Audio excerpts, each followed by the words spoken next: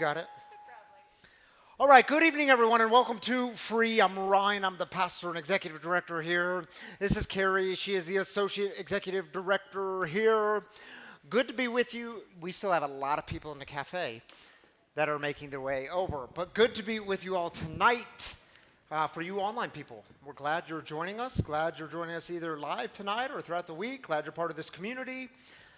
Speaking of community, this community is for addicts, loved ones of addicts and spiritual refugees. And what we do here is break the silence of addiction while creating space for healing, recovery, and spiritual connection. And there's always one thing we don't do here at Free. You can shout it out on the count of three. 1, 2, 3. We don't do shame. But Carrie's going to tell you some things coming up that y'all might want to know about. Yes. Hello, friends, and welcome. We are glad that you're here. If this is your first time, we would love to get to know you. And so just outside of these doors, when we're finished with service, come connect with one of us or one of our volunteers. We have some welcome bags that have some fresh roasted Wagon coffee by the wonderful Tammy Canaday and her women at Wagon Coffee. It's the freshest coffee that you'll get, as well as some free swag and our Connect card. Our Connect card is how you get signed up for the newsletter, and you find out who the guest storyteller is each week, and you get to stay connected with all of the fun things that we have coming up.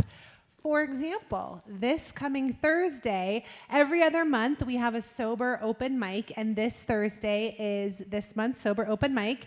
We partner with the Phoenix, and it's sponsored by Colorado Artists in Recovery as well as the Hornbuckle Foundation.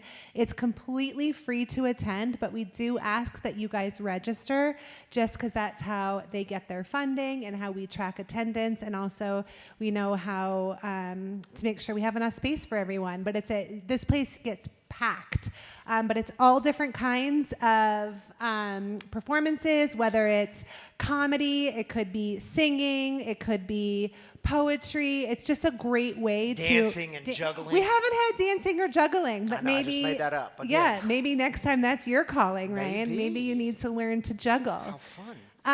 Anyway, it's a great way. Come out and meet some friends, support those in recovery who are brave enough to get on stage and do some really scary things that it's not easy to do. We get to cheer them on. It's a lot of fun. Yes.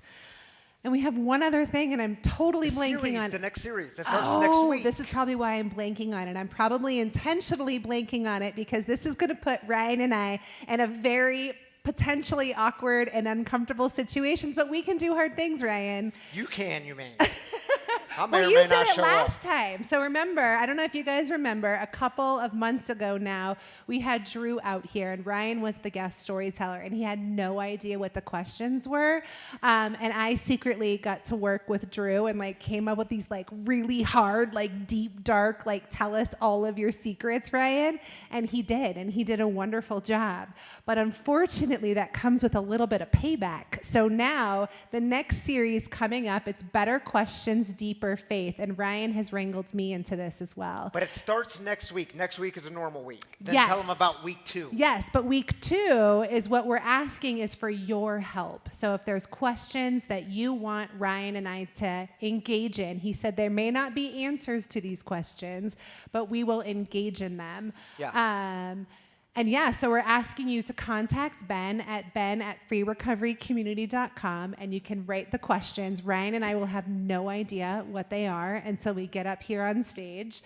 And we're just going to talk about it. Is there anything I'm missing? And I say engage the questions because I want to, sometimes it's powerful to demonstrate just the questions that you all have, and not just we're the experts and we're going to answer them, but to engage deep questions, because I promise you some of the questions you have, your deepest questions about God and spirituality and recovery, and other people are asking those questions. So let's get them out in the open. The questions, they don't have to be scary. We don't have to be threatened by questions. And I know there are religious institutions where questions are, they're shut down and they're threatening. And I don't think God is threatened by the questions. So seriously, ask your biggest questions and if you want to keep it anonymous, figure out a way to do that on email. Is that even possible? I think, but Ben doesn't have to tell us. Yeah, so Ben might know. Yeah. So seriously, have fun with it. No question is off limits. Well, let Kind me of. restate that. Keep it clean, y'all. And I think that's all I got for Yeah, you. okay. All right. Thank you, Thanks, Carrie. guys. Oh, let me mention this. Afterwards, if you want to grab a hot dog, Billy's Gourmet Hot Dogs, where they were here in between services, a huge shout out. We had volunteers step up because it got a little messy, and volunteers stepped up. I don't even think they're in here yet. They're still out there. They stepped up in huge ways. So volunteers in this community, you all absolutely crushed it tonight. So tell them thank you, Billy's Gourmet Hot Dogs, who donated these hot dogs. Thank you. Anytime you go to Billy's, Mark told me this is true. Mark works at Billy's. He said if you go to Billy's, anyone watching this live stream, if you go there between now and any time in October, all you have to do is mention Free Recovery Community, and you can do it every single day if you want. It's one per person per day. You get one of the free combo meals. It's a $12.99 combo meal, hot dog and chips and that sort of thing. So go there every day in October if you want to. Get your hot dogs on. How about that? Oh, yes. Here's why we did it, y'all. Because Free Recovery Community Chicago launched tonight. It's 7 o'clock here, so it's 8 o'clock. They are probably just now getting done with their launch service. They launched tonight. We thought, what better way to celebrate with them than to have Chicago-style hot dogs? That's why we had hot dogs here tonight. So deep prayers and congratulations to Free Recovery Chicago. I'll check in with Seth later this evening, but I bet they had a great time. Man, it's been one of those nights where lots been going on. And I'm sorry to shift gears on you. This is going to feel like a total head fake. But I want to let you all know of some sad news in this community. Shiloh, you want to join me up here, baby? My daughter, Shiloh. We got some sad news this week, didn't we? Yeah. Just yesterday. Was it yesterday? Today's Saturday. Yes, yesterday. Many of you know JD. He was in our kids program. He was a volunteered for, I think, about the last couple of years. Is this true, Melissa, the last couple of years? Man, my kids really loved JD. He was a huge encouragement to the kids, and I know to Melissa and Patience. And JD was passed away this week of an overdose. And you know, we talk all the time in this community about the reality of this disease of addiction. That it is cunning, baffling, and powerful. That it always seeks to take life. And it'll settle for making you miserable. One of the stigmas, me and Shiloh were talking about, one of the stigmas around addiction is, well, they're just good-for-nothing people. They just can't get their life together. For those of you that knew JD, he was kind. He impacted the lives of kids. And when Shiloh was telling me this story last night, I said, baby, would you share that with the community so they get a little glimpse in? Because not everyone would know him. He was always hanging out with the kids. Do we have a microphone? Can you just say, like, in a couple sentences what he meant to you in that story you shared with me about when you were starting a Bible study? So before, when JD moved away for his promotion with his job, I was starting a Bible study at school, and he told me that he was very proud of me. Yeah, that's okay. And that I was really going to go places. Yeah. And like, he was always just saying how he was really proud of me and all of that stuff. So it was super important to me, and I'm so sad that he had passed away. Yeah. Yeah, and death never gets easier when it comes to this disease, and I know he meant a lot to you and to a lot of the kids here. And we're going to miss JD, aren't we? And what I told Shiloh was, it's why I wanted to announce this before celebrations, so we could remember why we celebrate in this community.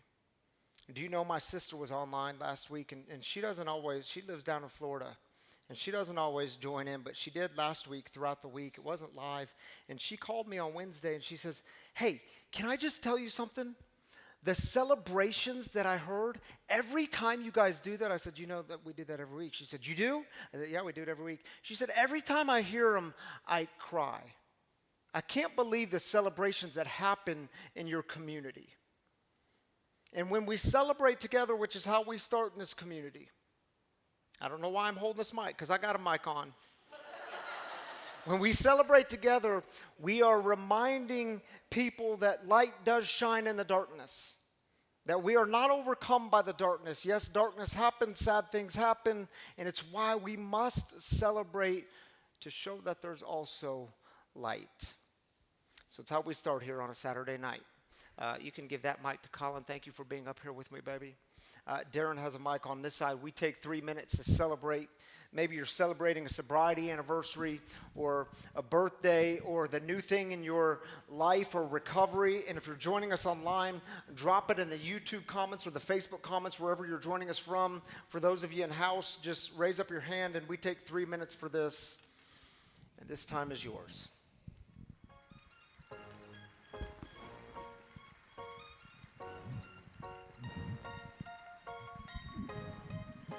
I'm Steve, and I just checked out of rehab yesterday, and today is my 32nd day sober.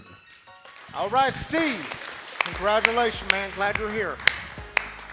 Welcome. My name's Anne Marie, and today I actually passed a really big check ride that's been stressing me out a lot.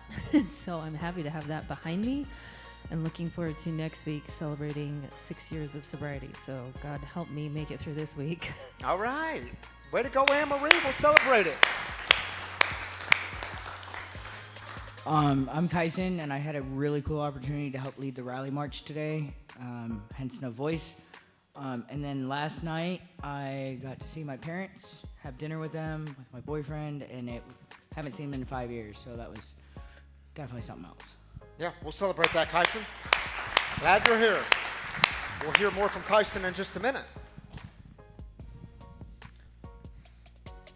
Other celebrations. My name's Josh. As of 5 hours ago, I got 15 months All right, Josh. sober from alcohol. 15 months. Way to go, dude. To the hour. So now it's 15 months and 5 hours.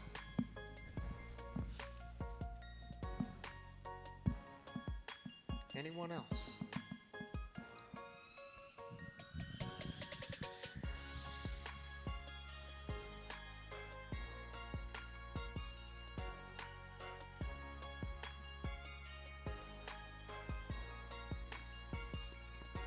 Yeah.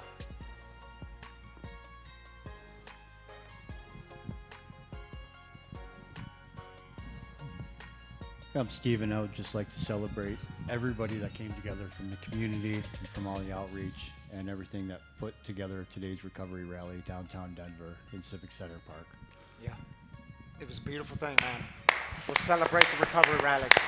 Thank you, Stephen. My name is David, and I got 180 days on Wednesday last week, and so I'm excited about that. And I met my grandchildren for the first time today. Had a birthday party in the park with them, and it was a great day. A beautiful thing. My best day. Yeah, it was a Yeah, great we'll day. celebrate that, man. Congratulations. Glad you're here.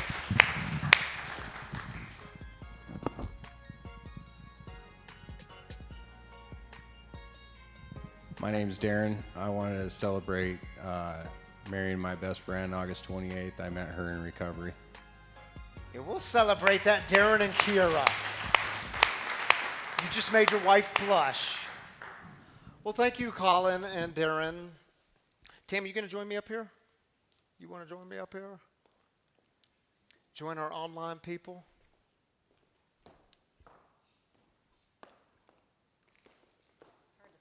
Hello, holy moly. Proud of you, girl. Hi, Pam. She says, after 7 months in an Airbnb, we finally bought and moved into our new home. I saw you guys working on that home. way to That's go, Pamela. exciting. We'll celebrate that. Zach Bloom says, our son Fisher is 2 years old today. Happy birthday, Fisher. Happy birthday, bud. Skylar says, celebrating coming through a very heavy grief, emotional time. Celebrating the time I get to spend with my grandpa since we just lost our grandma. Yeah, we'll celebrate that though, Skylar. Sometimes the heaviness walks with the lightness. Mark says, celebrating love for free recovery communities. So wish I could be with you all. Yeah, we miss you tonight, Mark. And I know you were slammed tonight with the hot dogs. So, hey, we'll celebrate you being part of this community. Thanks for being here. All right, is that all? Okay, thank you for being up here with me. Kyson, you want to come on up? So here's what happened, y'all, before we get into tonight's theme. Kyson texted me a few weeks back, and he wrote a beautiful poem. And I said, Kyson, would you share that with our community? And here Kyson is tonight sharing this beautiful poem. Kyson, you ready to take it away? I am. All right, man. I'll use a mic this time. Yeah, that's why it's there. A place that's free. In between the vast, violent hurricanes and the winds that create a roller coaster of racing thoughts, I'll always find peace within the storm that this trauma has brought. It starts with a place that with every white brick, like pages in a Bible, holds a story, a lesson, a tale, and together they create something stronger than nails. A sanctuary for souls to heal, a place where no one is expected to kneel. A community where no shame and pure love is the only way in. I promise you, a sense of grace and peace will spark within. A community that is ever forgiving, where people will show you a life always worth living. Though no matter the mistake, big or small, they'll help you get up from any fall. Here we know there are many paths of recovery one can take. So just pick one for God's sake. For this place is where your higher power can take a break and let our sermons take its place. So weary soul, keep your head up. Walk in without dismay, because here no soul is ever turned away. I dare you to walk through our doors. You'll be greeted by friends, and many you'll find you'll keep to the end. So let the love of free fill your heart, because I promise you, once you do, you'll always be a part. Thank you, Kyson. Beautiful, man. We have many talented people in this community. Thank you for sharing your gifts with us, Kyson. It's good to have you here, part of this community. Beautiful words. Home since the beginning. Beautiful. All right, y'all. We are in the second week of this series called White Knuckles.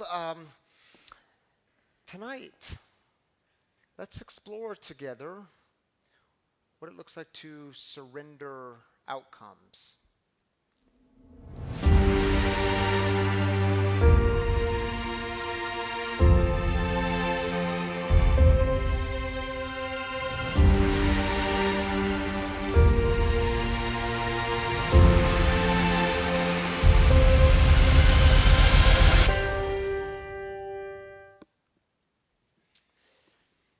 So my friend Brandon Nelson, he recently shared with me the story of his experience with baby sea turtles.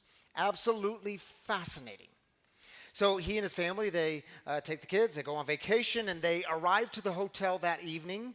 And then later that night, the hotel invited them to come be a part of the viewing on the beach of these baby sea turtles hatching, like coming out of their shells. And so that night, they thought it was a great idea. They go down to the beach, and there's other onlookers, other people from the hotel, and they're gathered around this kind of hatchery. And sure enough, these baby sea turtles start coming out of their shells. And he tells me that some of them, they like walk to the water, but some of them, they roam around and they get a bit lost before they make it to the water. And he said this really interesting thing happened. He said it was everyone's natural instinct to try to help the baby turtles make it to the water. But thank God there was a turtle expert among the crowd. And the turtle expert says to him, no, you can't do that. You can't do that. I know you're trying to help them, but you're actually killing them. You're taking away, you're stripping them of their survival. You see, they need the struggle of making it to the water is what they need to survive. He goes on to say, if you pick up these baby turtles and you just carry them across the sand from the shore and place them into the water, you're disrupting the imprinting process, which is how those turtles later find the original beach for future nesting. He says if you pick up these baby turtles and you just take the struggle out and you carry them to the water, their muscles aren't yet prepared for swimming. It's the struggle of getting from the sand into the water that prepares them for the long swim ahead. And y'all, here's what I know. You see, sometimes we so badly want to control the outcomes because we think we know what's best in that moment. But there might be things we do not know. There might be more to the story. Sometimes we so badly want to control the outcomes because we want to spare ourselves or others from the pain of struggle. But you do know sometimes the struggle is needed. It's preparation. It's leading somewhere. You know, last week I shared with you a story about the early days of free, starting free. And I want to share with you another story tonight because I was thinking of Pastor Seth in Chicago. And if you're watching this dude later on this week, I know what you were going through tonight, the nerves and the excitement and all the questions you asked. But do you know we started free back in 2018 in our backyard? It was the summer. And we just opened up the backyard for anyone who wanted to come, and we did 7 p.m. Anyone who wanted to come, that's when we'd start. And every Saturday afternoon, Tammy, my wife, and I, we'd go out on the back patio and get it all set up. We'd get the backyard all set up. And by the way, we started with a grant of $250. So when people try to say, well, you got to understand, I can't start that new thing because I don't have the money. No. You start with where you are and what you have. With that $250, we went up to Home Depot and we bought some tiki torches and a few chairs to put in the backyard. And do you know, every Saturday evening, this weird thing would happen to me. We would start at 7, but about 6:15, I would be standing in the backyard and I would start looking at my watch. And I'd say, man, what if no one comes tonight? Are people going to come? Then I'd walk in the house and I'd pace around a little bit. Then I'd walk out to the front yard. I'd look at the street and I wouldn't see any cars. And man, it's 6:20. Are people going to come tonight? What if no one comes? I didn't want to face the struggle, the pain of people not coming to the thing that we were creating. And do you know, every Saturday night was an exercise in surrendering the outcomes. Because really, at that point, what can you control? I mean, you can show up and you can be your best self and you can be all prepared. And then what can you control? I mean, that's really all I know is we get to show up, but then we got to get out of the results business. And I'm good in the results business. Oh, and I tried to control people. People would tell me like things, crazy things, like we're 3 weeks in, and then one family was going on a vacation. I mean, there's only 12 of us in the backyard, and if you go on a vacation on the 3rd week, well, do you really need a vacation? And can't you maybe just cut the vacation short so you're back on a Saturday night? Every Saturday night, it was an exercise of releasing the outcomes. And do you know, the backyard, it started to grow a little bit. And then we started looking for a location to meet in. And some of y'all know this story. As we were looking for this location, I had my sights set on the Grease Monkey. Right down the street. It was open for a lease. And here I am looking at the Grease Monkey. And I just thought if we could get this Grease Monkey, it's like the bread and butter of life. It's like the gates of heaven would be fully opened up. Because it fit like all 45 people, and yes, it smelled like oil, but we could do some cleanup in there. And so we quickly raised some money, and then we go to sign the lease. And 1 week before the lease was to be signed, the owner calls me and says, yeah, we've had a change in direction. We no longer want to lease to you. We're doing something else. And I was like, thanks, God, you brought us all this way just to drop us off. And now free's over with. It was a fun few months, but now my control didn't work, and so we're done, and that's the end. And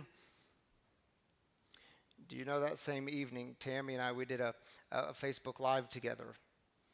And a dear friend said, I didn't know you guys were looking for space. Come check out this space. And that was our old location, which was the new location to us. And check this out. Some of y'all remembered on Arapahoe Road. It was twice as big. It didn't smell like oil. It was way nicer, way bigger, a way cheaper lease. And I remember moving in there in that first week. Tammy and I were standing in the back together, and it was a quiet afternoon. No one else was there. And we cried together. Those tears of gratitude. Like, oh my goodness, people are showing up. Oh my goodness, something is happening. Oh my goodness, Spirit keeps moving. And think about all those moments when you tried so hard to control the outcomes because you thought you knew what was best in that moment. But now you realize there are things you did not know, and today you actually have gratitude. I remember parking outside of my first 12-step meeting. In fact, it was right down the street at AWOL. And I parked on the side of Pearl Street, and I pulled up in my Toyota red pickup truck, and I turned off the ignition, and I was sitting in my truck, and white knuckles just clenching the steering wheel. And I was pleading for God for some other way out of this. God, please create another way out of this. And why wouldn't that stupid therapist, why wouldn't she meet with me? Why did she tell me I had to go connect to some recovery groups before she would meet with me? And if she just would have met with me, we could have done this one-on-one. Then no one would have to find out I'm an alcoholic, that I'm going into recovery, that I need help. I mean, I remember pleading with God, God, you know me. And you know I can't handle any more shame. And if I go in there, they're just going to put more shame on me. And you know I already hate myself. And I can't handle any more judgment. You know I've already judged myself. When I go in there, they're just going to pile on judgment. And I kept going, God, what's it going to be like to be at the Super Bowl party sober? Because I got sober in January and Super Bowl party was in February, and I'm not even a big football fan. And God, how am I going to go on vacation and not pick up a drink? And God, how am I going to attend my daughter's wedding? And mind you, she was only 2.5 years old at the time when I got sober. And then finally I walked in. I surrendered the outcomes. And you know that today I have profound gratitude for the people who didn't do shame, the ones who didn't do judgment. Why? Because they knew what it was like. They'd been there. I have profound gratitude for those who loved me when I didn't know how to love myself, and they walked with me. And here I was walking into that meeting, and I thought I was giving up my freedom only to find a real freedom. And think about all those moments you tried to control the outcomes because you wanted to avoid the pain. Only to realize now that without that struggle, you wouldn't be where you are today. And in high school, all those times when I tried to control my brother's addiction, manipulate the outcomes so that I could get his life to go where I wanted it to go. Yeah. I said mean things to him. Really mean things looking back on it. Man, why can't you stop? Why can't you just give up the drink? Why can't you stop doing drugs? Don't you see what you're doing to mom? Don't you see the shame you're bringing into our family? And you're making the news in all the wrong ways. And we live in this small town and everyone knows now. And why can't you just get your life together? And the night I took everything out of his room that I thought was unholy, and I brought it out to the street and put it in a bin and burned it. And I remember how hurt he was by that. I remember how violated he felt and how angry he was by that. And there I was just trying to save this baby turtle. And I didn't know how, man. I didn't know I was causing harm. And I do now. I do now.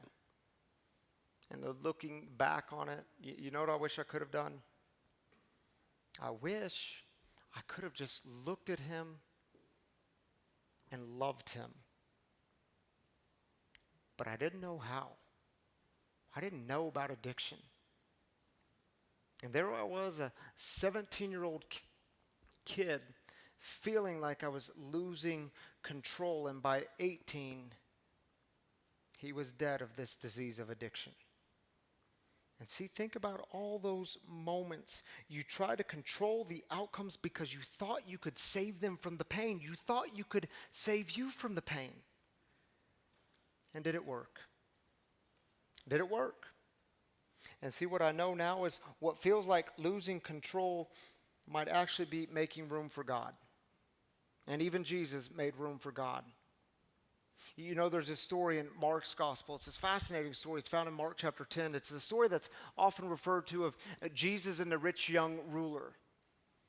And this man runs up to Jesus, the rich young ruler, and he runs up to Jesus and he says, "Teacher, tell me, what must I do to inherit the kingdom? What must I do to inherit eternal life?" And keep in mind, this is first century Jewish context. Jesus was a first century Jewish rabbi. See, when we think about it in our culture and context, we sometimes think of eternal life as life after this life, but not so for them. When they were asking that question, and it's a question scattered throughout the New Testament, scattered throughout the Gospels, when they were asking, what must we do to inherit eternal life? It was saying, what must we do to inherit, to get the fullest kind of life? The life that you talk about, life with God, what do we need to do? And Rabbi Jesus responds to the man. He says, you know what the commandments say. You know our scriptures, the Old Testament, the Hebrew Bible. They were their scriptures. He says, you know what they say. Don't murder people. Don't commit adultery. Don't lie. Don't cheat. Don't steal. Honor your father and mother. And the man looks at Jesus and says, yeah, see, I've done those things. In fact, I've kept all those things since the time I was a little boy. And you read this story and you're thinking, well, wait a minute then. What are you doing here in this conversation? Why are you coming to Jesus asking this question? I mean, if you know the answers and you've been doing it, why are you here? And it's almost like he has the sense that even though he has everything, something is missing. Almost like he has a sense that wealth and everything that comes with his wealth, power and privilege, almost like he has a sense those things have become his new idol.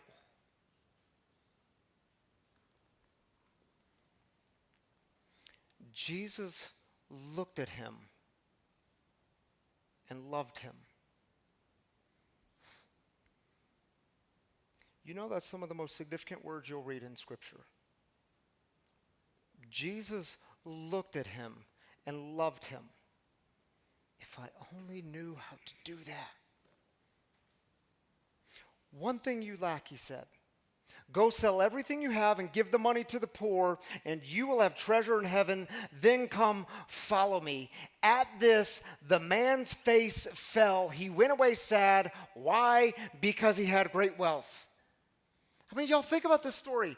Jesus is offering him, this man, life, like the realest kind of life. He essentially says to him, listen, when you stop clinging to your wealth, when you stop clinging to all the stuff, when you let that stuff go, then you will find real freedom. And the man walks away. And maybe Jesus even knew he'd walk away, and he still loved him, because Jesus always started with love. Jesus loved him, invited him, and then this goes all the way back to the Let Them series, and he let him walk away. Fascinating, isn't it? Because he actually knew what was best for that man. He actually knew the way out of the cage. He then surrenders the outcomes. I mean, it's almost like he takes this rich young ruler, this man, and places him in God's hands. It's almost like he trusted that the man would not be unchanged by this encounter. But notice what he didn't do. He didn't try to save the man from the pain of struggle. He didn't try to save the baby turtle. He did it differently. Because, see, faith isn't trying to control and manipulate the outcomes. It is you showing up as your best self and then trusting God with the rest. And that's hard work, isn't it? I mean, think of all the ways you have tried to control the outcomes and manipulate the outcomes to control your way through life so that you could get the right outcomes, the ones that you want. Now, think of all the lies you told in your addiction about the drink or the drug so that you could avoid the consequences, avoid the pain. Or for loved ones in the room or loved ones watching tonight. Think of all the times you tried to overplan their recovery so they could finally get it this time. And did it work? You thought you knew best. And think of all the times we treat God like God is just one big transaction. God, if you do this thing for me, then I'll give you something. God, if you get me out of this mess, then I'll go to church next week. God, do this for me. I'll do this for you. And listen, y'all, I get it. We want to manipulate the outcomes. We want to save all the baby turtles, including ourselves, because we think we know what's best. And we want to spare ourselves and others from experiencing the pain and even those moments. Is it possible that God looks at you and it loves you? And yes, you do need to know you might be preventing those spiritual muscles from developing. And you need those muscles. They're very important for surviving the journey. And I would ask you, do you trust the process? Do you trust the process that the struggle might actually be leading you somewhere, leading you to deeper gratitude? Can you entrust your life to God's care to mean you show up, but then you surrender the outcomes? Can you entrust their life to God's care? You love, but then you get out of the results business. And see, I think three things happen when you surrender the outcomes. And there are these three things. First, when we surrender the outcomes, we own our story and accept responsibility. And number two, when we surrender the outcomes, we don't escape the pain, but the pain does become bearable. And number three, when we surrender the outcomes, then we're actually free despite the outcomes. Because let me remind y'all, just because you surrendered the outcomes, it doesn't mean now you're going to get all the outcomes that you want. You say, well, why not? Because God is not a transaction. I can tell you my brother dying in addiction at the age of 22 when I was 18. I promise you that was not the outcome I wanted. That was not the outcome that my family prayed for. I can tell you that it absolutely broke me. But I do know now that God walked through that darkness with me. That God helped me get through that darkness. One thing I do know now is God can take your greatest pain, and if you're willing, God can use your pain to do something meaningful in the world, to create healing in the world. No matter the outcomes, you can be free. And I'll close with this. One of my favorite movies of all time is the 2012 film Flight with Denzel Washington. Please tell me you've seen this movie. Okay, if you haven't seen this movie, you got to skip the hot dogs tonight and go home and watch the movie. It's that good. Denzel Washington, he plays the character of Whip Whitaker. Whip Whitaker is a commercial airline pilot, a very successful commercial airline pilot, and he's awarded some medals. He's very good. The only problem is Whip Whitaker is also an active addict and alcoholic. So far, he's managed his life okay. All of his flights have been very safe until one day his luck runs out and there's a major mechanical malfunction on the plane, and it sends his plane that he's piloting with hundreds of people aboard, it sends it twirling to the ground. But Whip Whitaker does this miraculous landing, and only 6 people on the plane died. And it should have been everyone. In this moment, it shakes him to his core. He vows to get sober, but when the crash investigation started, well, it exposed his addiction, and things got worse for him, and he went deeper into his addiction, and he struggles to get and stay clean and sober and hold it all together. But Whip has a great legal team, and they are willing to cover up that Whip was drunk during that flight. In fact, the investigation, it revealed that they found 2 small shooter vodka bottles in the trash can, and his legal team, the investigation, they could have covered it up by saying those weren't Whip's, they were one of the flight attendants who died in the plane crash. And here he is in the courtroom, and he's gotten away with it. I mean, all he has to do is tell one more lie, then he's free on the outside. All he has to do is one more lie, then he can walk out of there. But he was so exhausted in addiction. He was so exhausted by trying to control everything and control the outcomes. And he finally gets honest. And if you haven't seen the film, this scene is very powerful. He's in the courtroom, and there's this moment of silence, and he finally says, "I'm an alcoholic. And yes, I was drunk on that day, and I was drunk the day before, and I was drunk the day before that, and the day before that, and those vodka bottles were mine.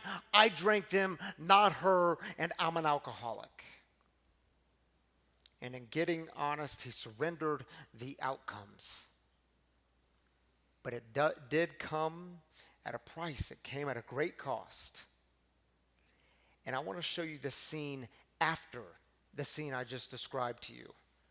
In this scene, Whip Whitaker is in prison, but he's finally free.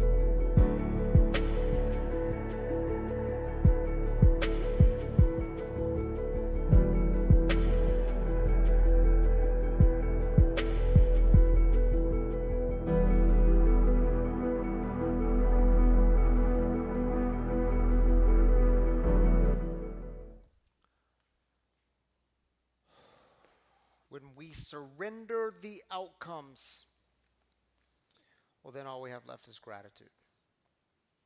So I invite you to take a moment and reflect. This song is called Morning Light.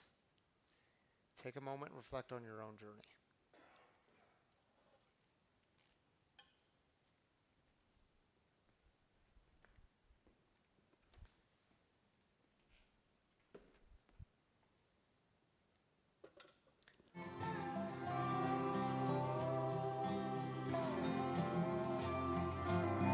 There's a place, a garden for the young to laugh and dance and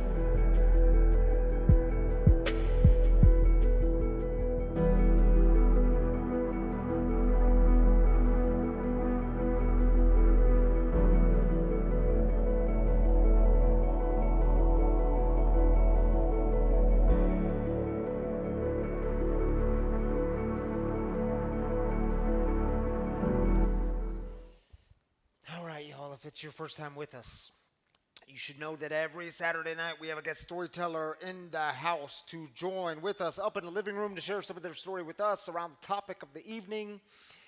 And tonight, I know some of you know Stephen, but if you don't know Stephen, you're going to get to know Stephen.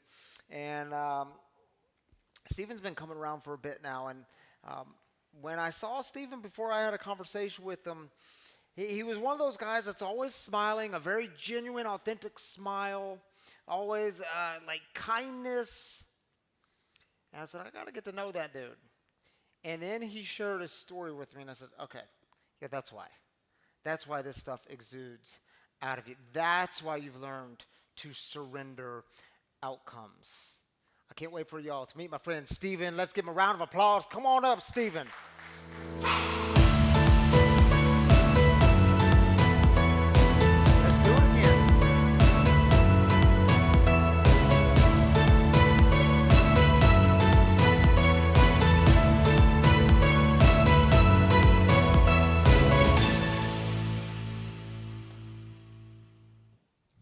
can I start with this? Because a couple of people, in fact, it was in the back of the tech team, they said, they forgot the sobriety date. There's a reason for that. That was intentional. And I'll tell you why at the end. How's that? Actually, he'll tell you why at the end. Steven, I'd love to. Let's start with this, dude. So you said I spent my entire life. Can I say something real Yes, quick? please do. I just want to say I love what you shared earlier about the turtles. Yeah. I can relate. It took me a long time of wandering on the sand Yeah. before I was strong enough to finally swim. Yeah, some people make it straight to the water. Not Some me. of us addicts and alcoholics, we just kind of do like this for a little bit. Yeah, y'all know how it is. They're only laughing because it's true. So tell us, so you did some wandering. You did some controlling, trying to control the outcomes. You said you spent your whole life doing it, and you actually felt like you had to, because at age 17, you were kicked out of the house. You were on your own. What was it like? It was scary. Yeah. It was scary. My parents kicked me out when I was 17, still a senior in high school. And at that point, I arrogantly just took my boxes of clothes and belongings, put them in the car, and graduated high school living in my car, and figured out that I had to learn how to survive in life. Yeah. And everything that was going to happen to me happened because of what I did or didn't do. Yeah, good and bad, right? Like the good things, Good you and would say bad. that was me controlling the outcomes. Good and bad. Good and bad. Okay, so let's fast forward a little bit. Some bad things happened. I said this in the 5 o'clock service. We have a community that understands some things here. One of the things I love about this community and the recovery community is we've learned the first response of grace. You go into some other communities that may not be the case, especially when it's in the religious realm. Y'all know what I'm talking about here. Stephen spoke very honestly with me, shared with me. He doesn't just have one DUI or two DUIs or three DUIs.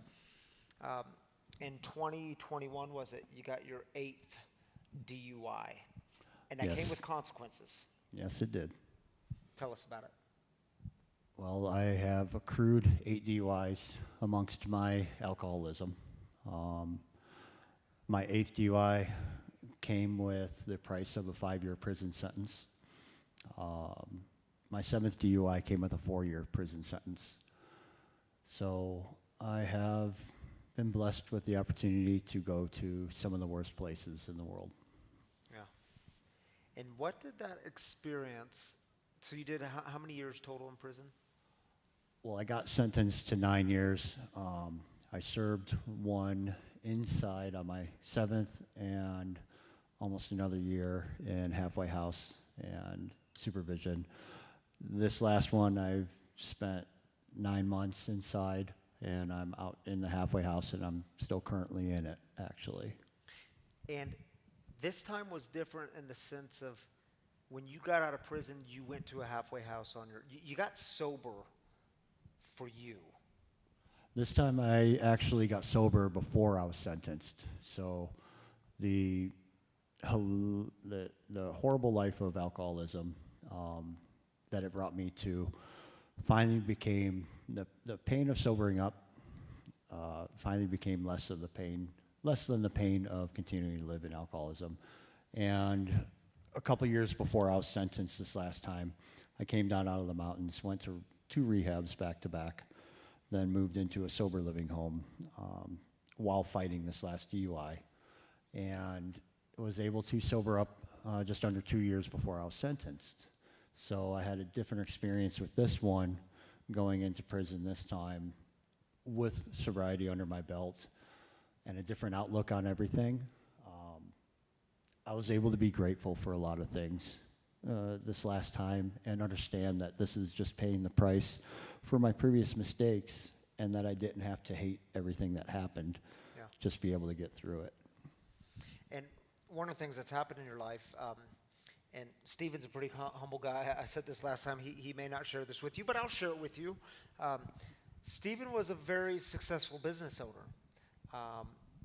Owned a construction company where you were building luxury homes up in the mountains, multi-million-dollar homes, and then you lost all that through alcoholism in prison. And You know, I met with Stephen a couple of weeks ago.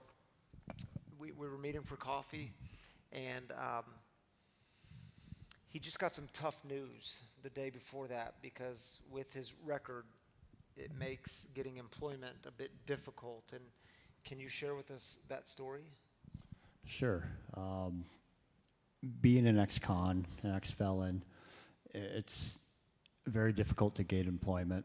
And I got excited for somebody I reached out to and applied with for a very desirable job, being managing projects and being a car guy.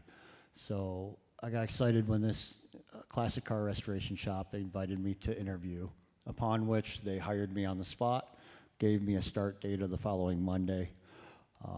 On the way out of the office, I told the owner that my halfway house that I was just wrapping up would have to contact them and verify my employment.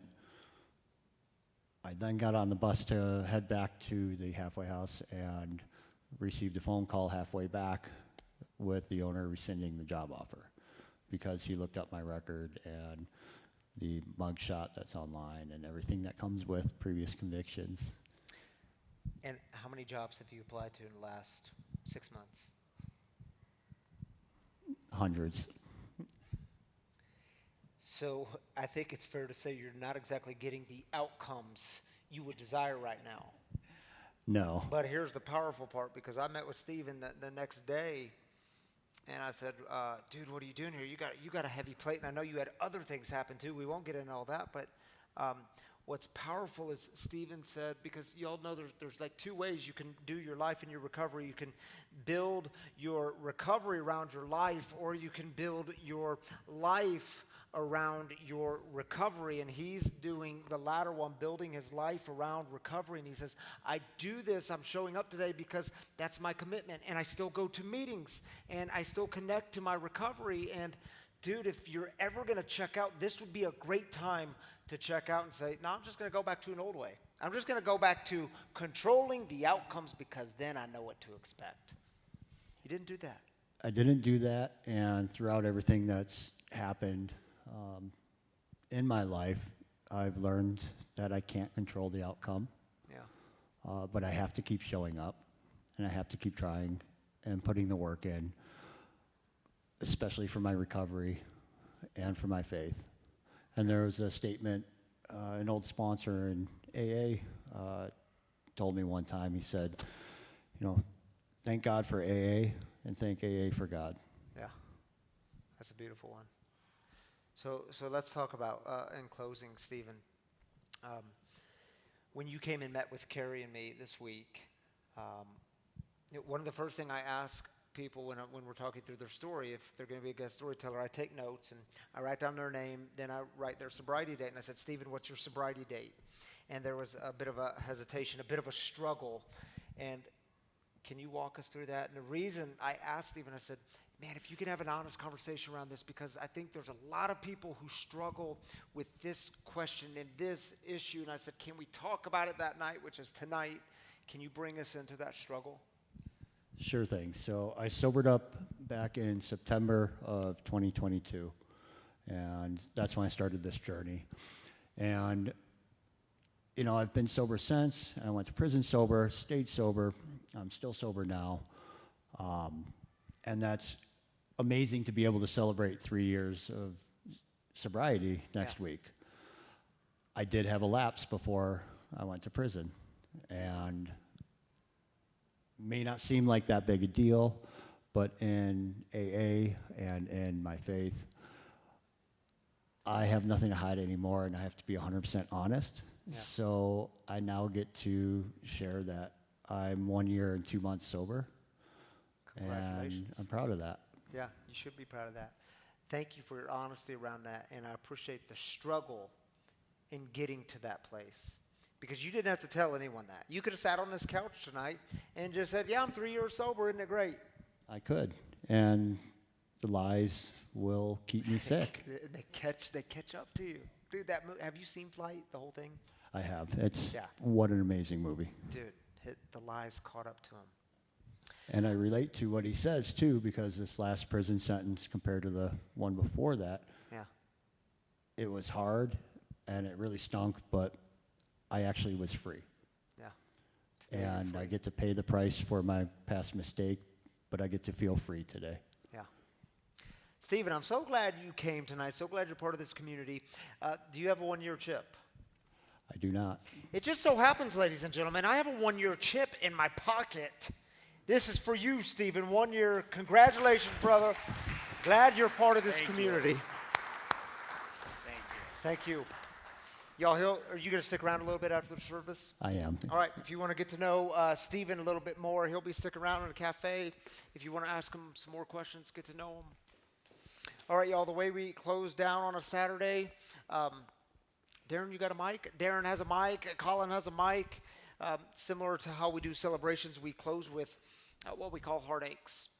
That we know it's easy to go through the week and carry these burdens, and you've been quiet about these burdens, and pieces of us hope that no one finds out, and pieces of you think you can carry it alone, and we suck at carrying it alone, and you don't have to. That's why you have community.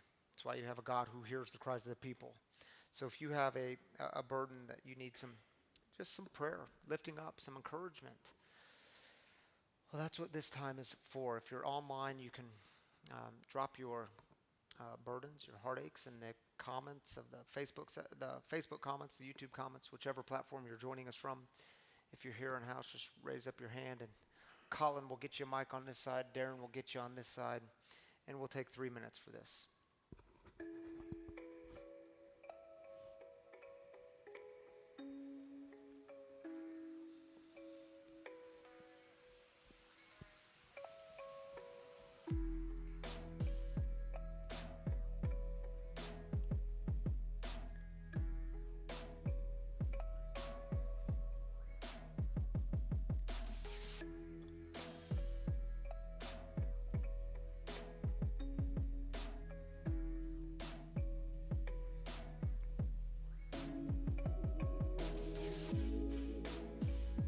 Oh, is it on?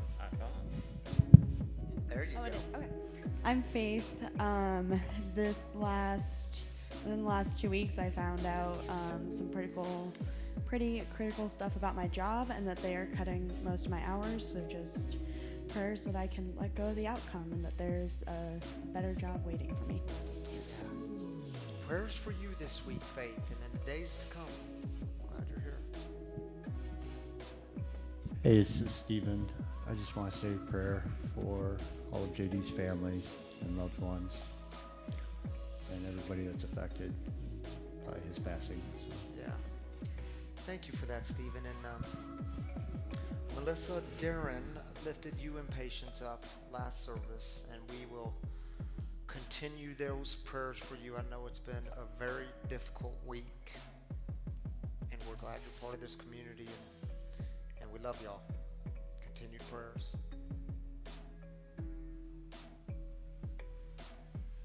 And I also have to say, the 5 o'clock service was like hopping and energy, and y'all have been like absolutely silent tonight. I was scared of talking too loud. And that's not a bad thing. It's just a reality that,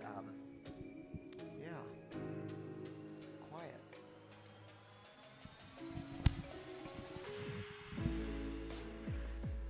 My name's Teray, and when it rains, it pours. My best friend, whose name is also Faith, found out that she has cancer. It's terminal, so she's just going through that. So prayers out to her. Yeah, prayers for Faith. Glad you're here, Teray.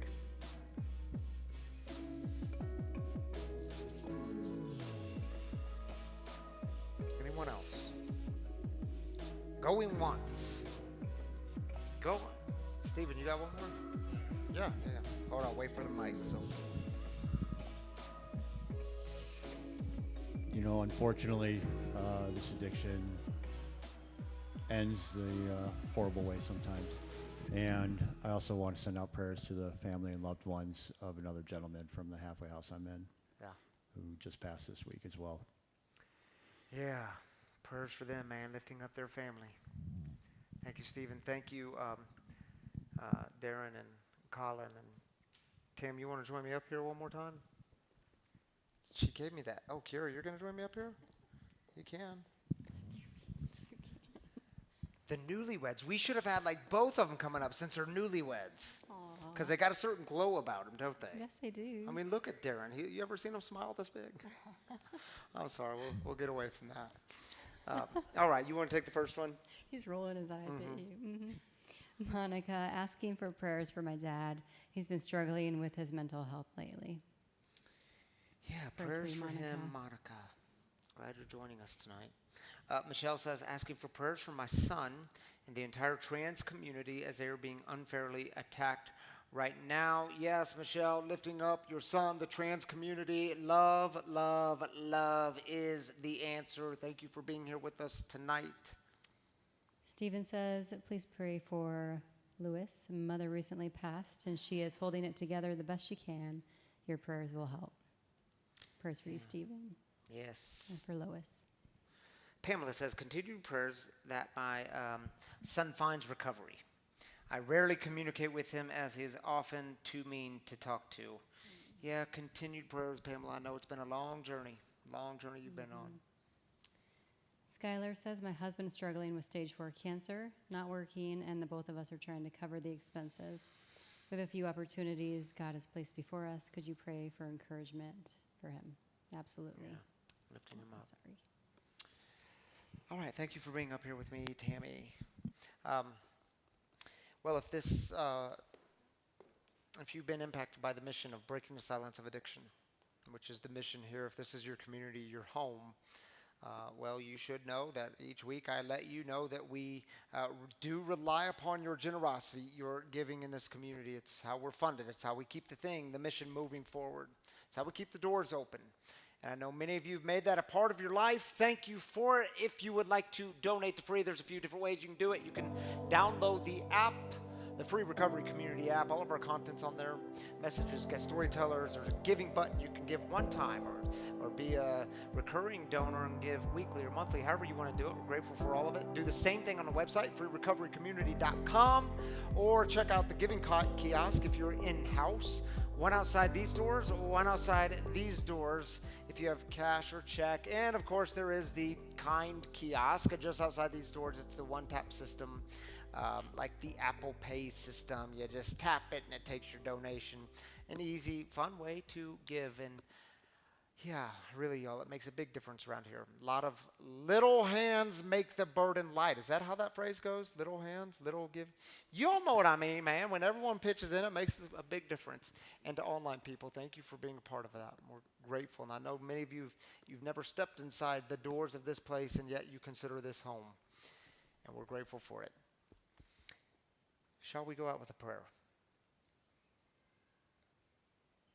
I would encourage you to just open up the hands. Just a simple sign of openness. Maybe it's just a simple sign for you of letting go.